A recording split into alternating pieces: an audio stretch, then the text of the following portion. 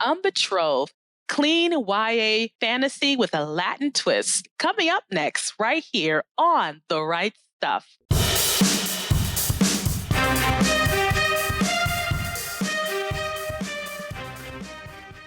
Hi, and welcome to The Right Stuff. I'm the Queen, Parker J. Thank you so much for joining me. Today, we are going to be talking to my guest co-host and contributor, Candace Pedraza Yamnit. She is the author of the book Unbetrothed. Let me tell you, I thoroughly enjoyed this book. It has everything you want in a young adult fantasy with just a little hint of romance. It just rounds it all out. But it is so exciting because it's in a world with strong Latin influences. And some people were always talking about we want something different to read. Well, let me tell you, you'll get the familiar and the unique when you pick up your copy of Unbetrothed, available wherever books are sold. I can't wait to get into it in just a few moments.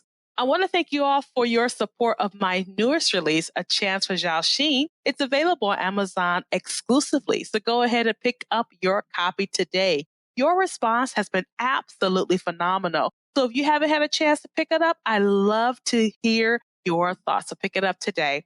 As always, we want to thank our Patreon team for their support. We have been showcasing Christian authors worldwide for the past 9 years. And as God gives us grace, we'll continue to do so. To find out how you can help out, simply go to patreon.com/rightstuff and see what you can do. And as always, we covet your prayers. There's a couple of ways to stay up to date with PJC Media. You can log on to pjcmedia.net, click on that pink follow button, and you'll never, ever have to miss a show.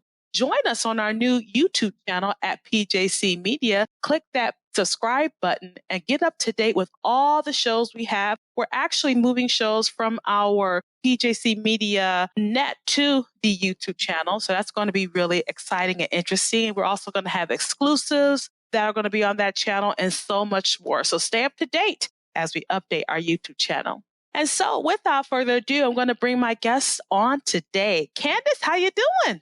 Hi, I'm doing well. How are you? I am so glad that you took time out of your schedule to be here with me. I never take it lightly, and I say that all the time, but it's really true. You could have been doing anything else with what you're doing right now, which is talking to me. And let me tell you, I'm so thankful to have you here. Really excited about showcasing Unbetrothed to our listeners. So thank you so much for being here. Yes, thank you for having me. Now, I got to let our listeners know, I met Candace through Steve Burnett from Lorehaven. She was interviewing him about Lorehaven and the mission behind Lorehaven, things about readers, about fantasy and fantastical tales. I was so impressed that I just bothered her. And I said, can I have you on my show?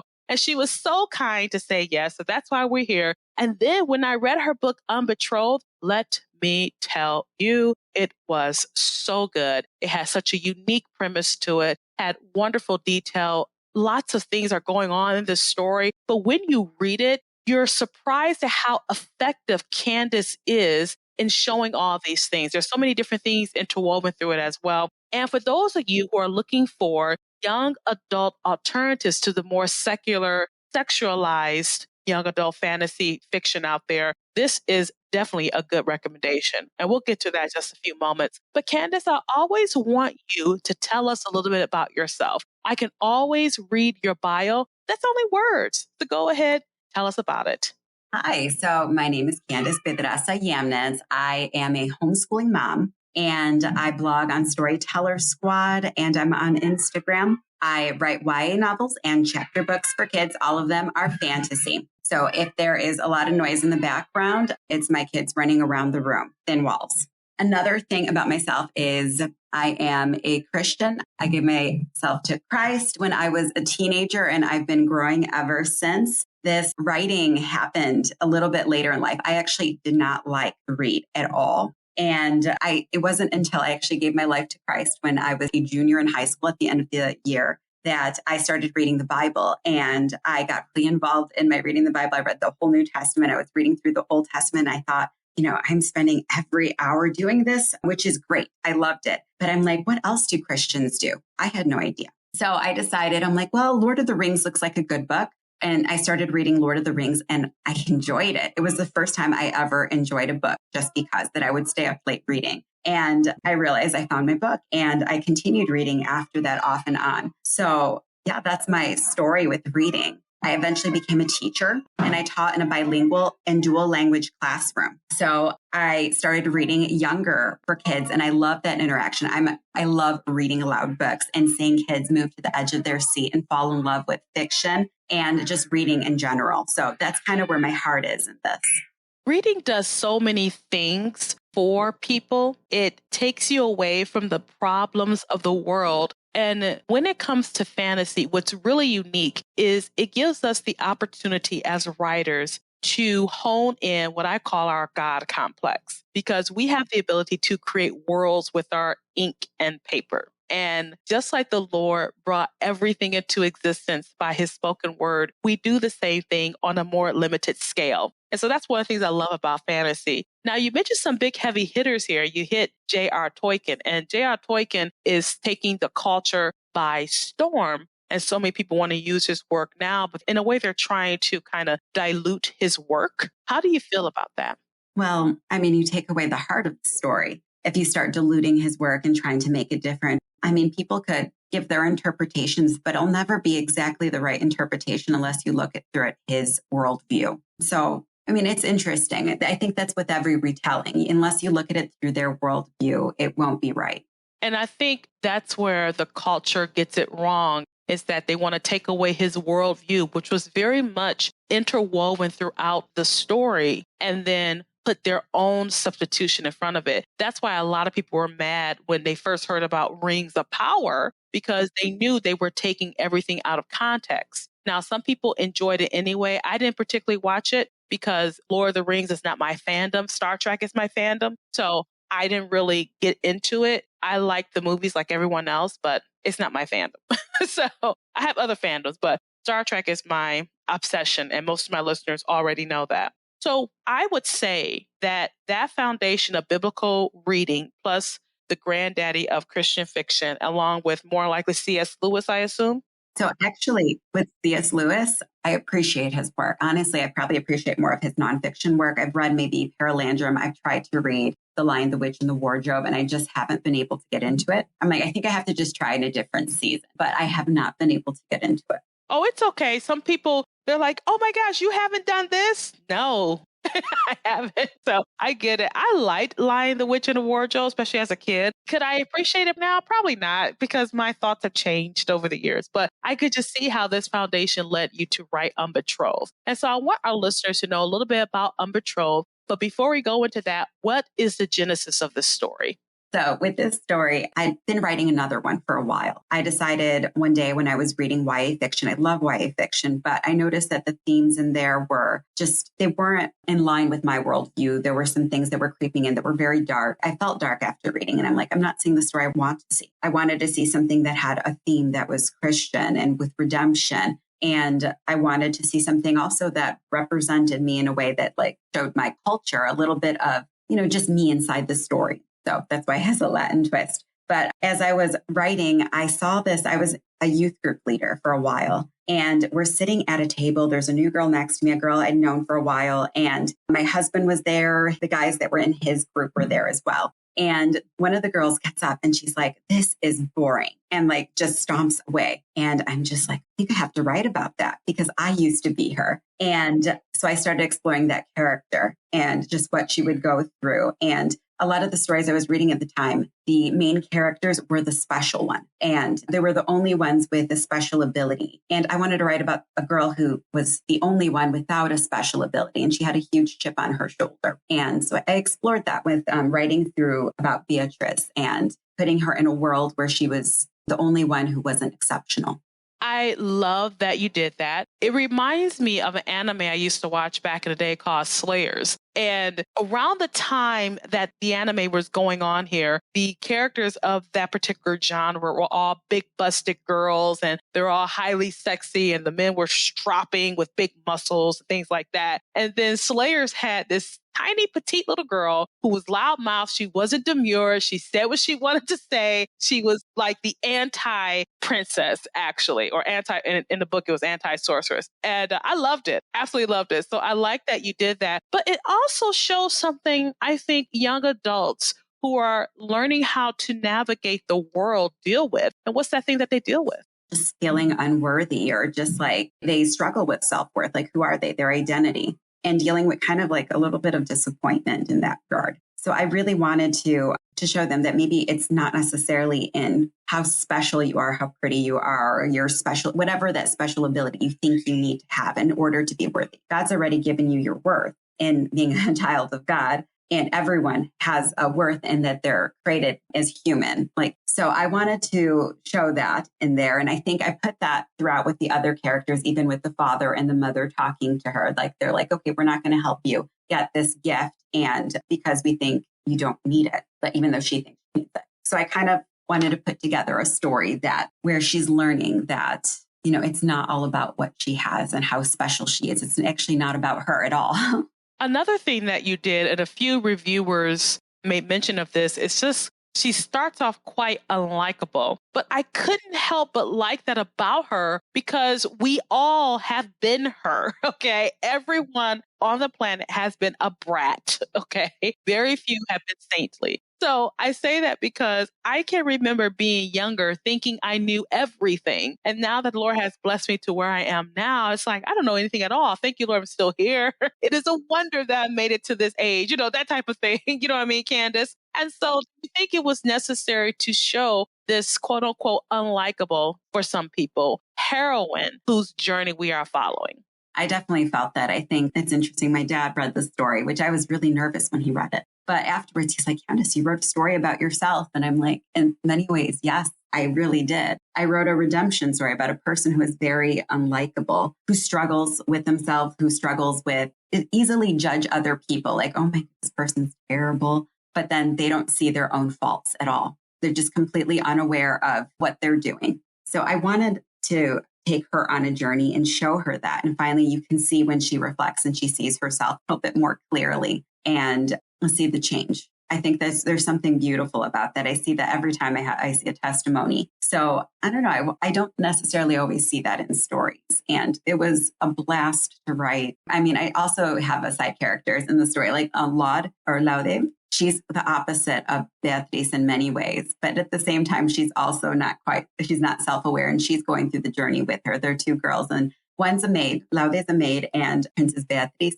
she's a princess, and she is exactly what you would assume, like a princess who has a little bit of a puffed image of herself, going through the journey together. It was a lot of fun to play with their characters, to see how they bounce off of each other. And then we add into the mix their mortal enemy being the people who are actually helping her through the journey. And that part is just made for a lot of fun play, a lot of interaction where people just aren't doing things right. Also, she was a little bit clumsy as well. She has like many incidences. And I just love playing with that because I feel like that happens all the time to me as a person. I think I have everything set. I'm like this big poncho person. I'm the princess. And then all of a sudden I trip in front of everyone. I am, yes, humbled.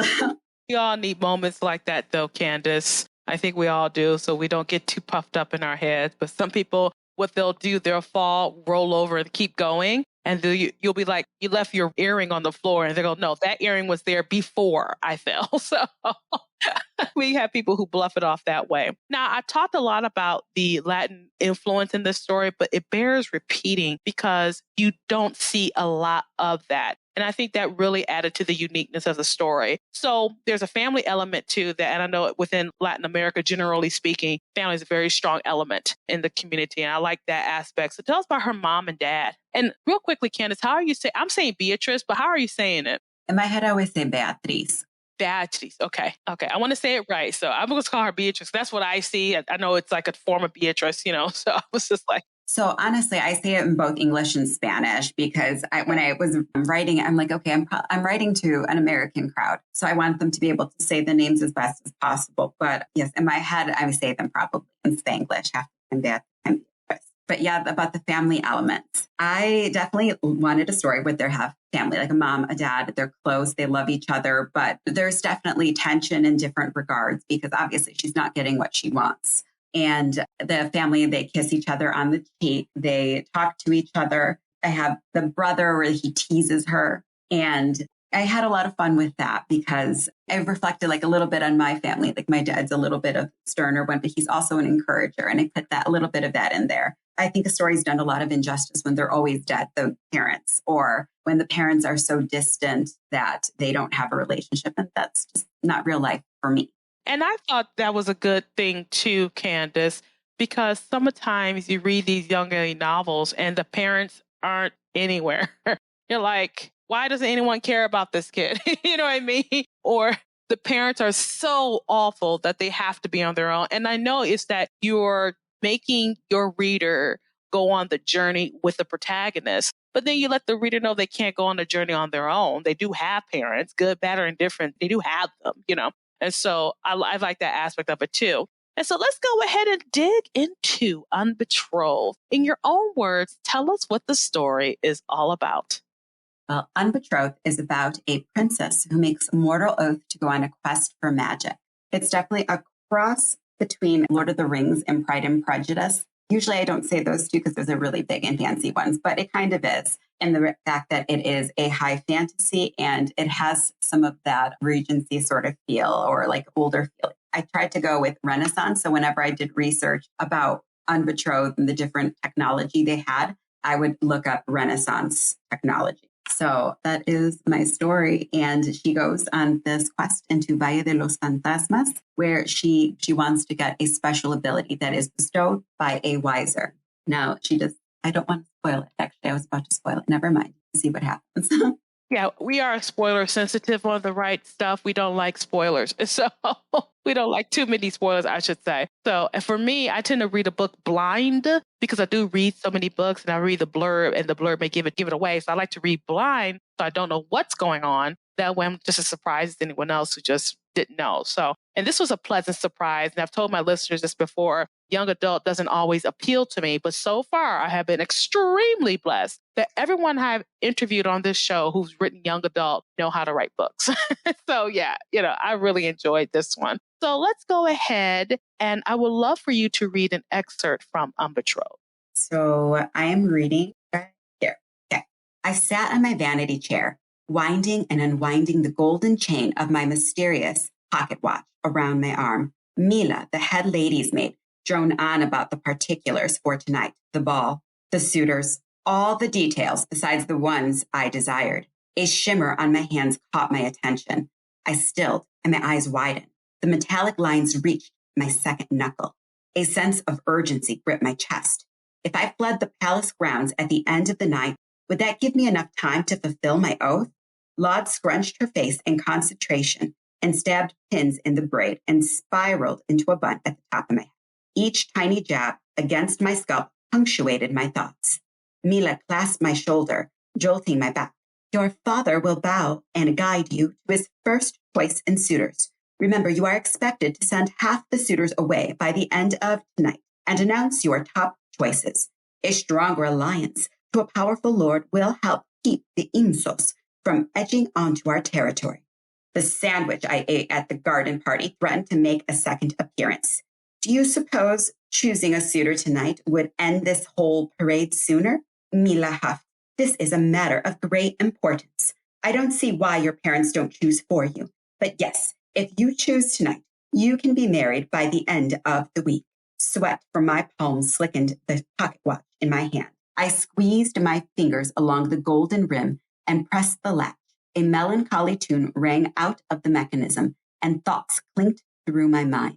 Drag the ceremony on until a way of escape presents itself. What if there are no opportunities to flee? Perhaps Papa might be more reasonable than Mama when he hears about what I've done. The foreign song continued to play and soothed my bristled nerves. Mila's narrowed eyes suddenly widened. Where did you get that? It was a gift I received at the garden party. I gnawed on my bottom lip and lifted the golden orb into my line of vision. The jagged grooves circled the cover like a mountain ridge on all sides. Mila snatched the pocket watch I must speak to the queen about this.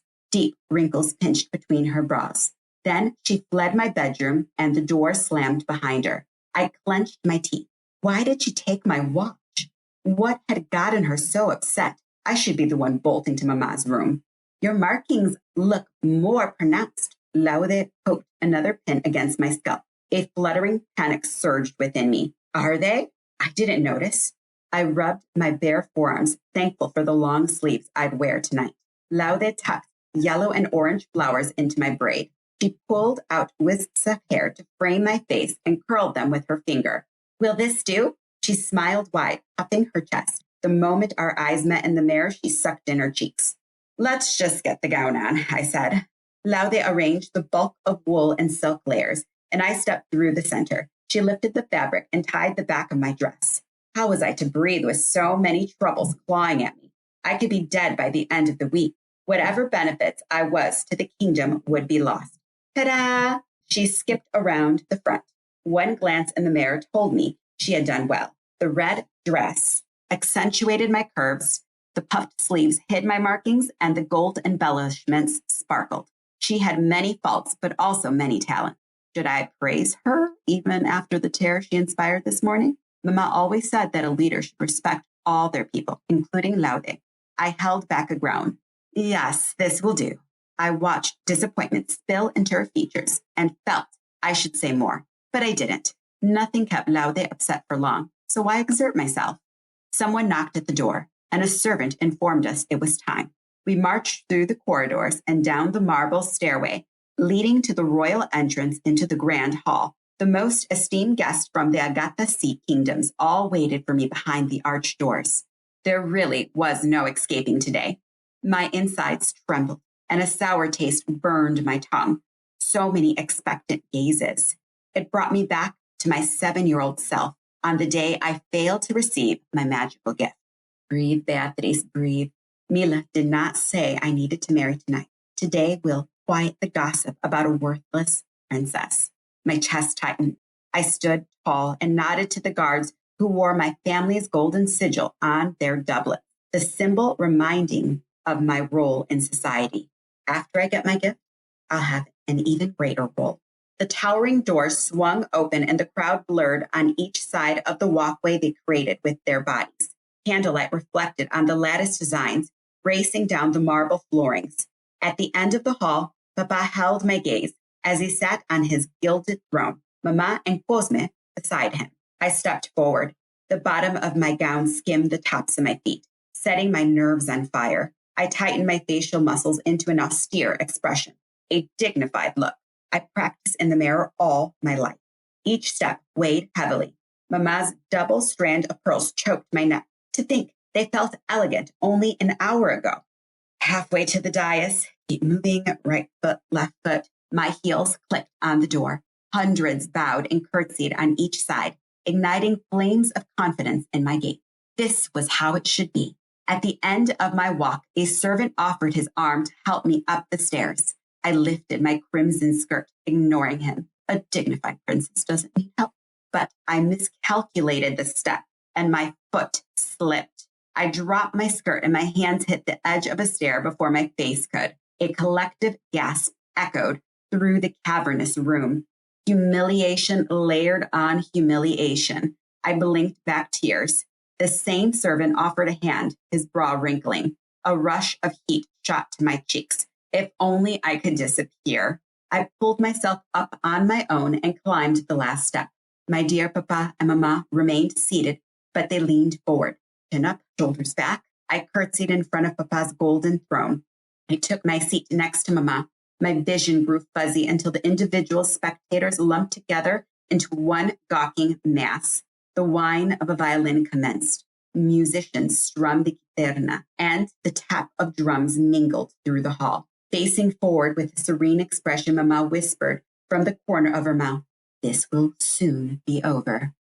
And that is an excerpt from Betrothed, which is on Amazon or wherever books are sold. So make sure you go ahead and get your copy today. I was actually laughing again when you read that part because she did fall in all her finery. And you kind of sitting there like, oh, it's kind of down like this. Oh, and I could just see the crowd doing that. But it's okay.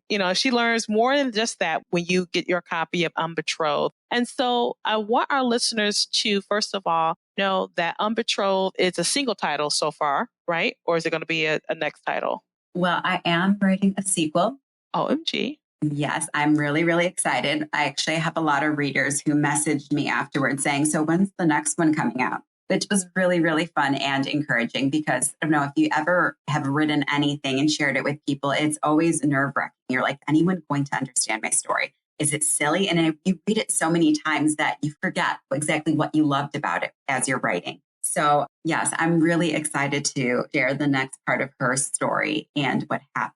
That is absolutely amazing. It makes me feel really good about myself now. So I'm so glad we're going to have another book. I don't want you to tell us any more about it, but I always ask about what your next projects are. So I know you're working on that. Can't wait to have you on the show about the sequel as well. Now we are getting close to the end of our time today. Candace, it's been just so much fun having you with us. I want people to have an opportunity to connect with you. So where can they find you online? So you can go to my website. I am CandaceYemnitz.com, or you can find me on Instagram as Candace Yemnitz. That's my handle. Or Facebook, Candace Yemnitz. I have a very unique name. So yes, you could check out the name Candace is spelled with an I. In the few moments we have left, this show is always about encouraging authors whom God has given the gift to write to pick up the pen and do so. So go ahead and encourage them out there today. I think with writing, it's a gift that you're able to create a new world and you could be creative and you can explore the things that God has put on your heart and put them on the page. I see that in the Bible, Jesus is telling stories in order to show us something. And I think it's really cool that we get to participate in that. I'm not saying that my writing is perfect by any means. I'm an imperfect person, but I get to do something that my God does. So that's really cool. And I think that you should be encouraged and know that if you are praying over it and looking at it through that perspective, it'll change the way that you write. It'll change the way that you think about your audience. Your audience are people that you're wanting to encourage, and they're brothers and sisters, a lot of them, not everyone. But so yes, that's my main audience. I reach other people who aren't believers. That's great too. I hope that they see the deeper message. Sometimes they do and sometimes they don't. And I think that's okay. Candace, what wonderful words of wisdom that you gave us today. And thank you so much for joining me. And I cannot wait to have you back and have you back real soon. Yes. Just another note. I forgot to mention, I'm actually publishing a book called Desi and Kygo Poof. This is my chapter book. So that one is coming out hopefully May, June. Yes. So that's the next one. So hopefully I could either chat with you about it later, or, if you want to follow me, you can come and check out what I'm doing. All right. We would love to have you to talk about that too. So we got lots of stuff coming up from Candace, gang. So, we're going to be busy here at Right Stuff, keeping up with her, which totally is exciting. So thank you for being with us, Candace. Really enjoyed having you. Yes. Thank you for inviting me. It's really good to chat about writing and reading and the heart of stories. And we were talking today to Candace Yemnitz. She is the author of the book Betrothed. If you like fantasy, princess stories, a little bit of adventure, all of that is mixed into this wonderful tale of a young girl's redemption. Go ahead and pick up your copy of Unbetrothed today, wherever books are sold. One thing I really enjoyed about this interview with Candace is that she used her culture as a way to help facilitate the story. And there has been a call for people, particularly within the Christian fiction community, that they do want to have more different ways of explaining things through culture. And what if that is the call of your heart? You want to write fiction for Christian. You want to have your culture magnified or amplified through that, but you aren't doing it because you think no one would actually read it. Well, that's obviously not true, because we read Candace's book and read so many other books with that. So if that story is within you, what are you doing? Go ahead, pick up the pen and write stuff. Thank you so much for joining me for this edition of The Right Stuff. I'm the Queen, Parker J, and you have a wonderful, absolutely glorious, blessed day.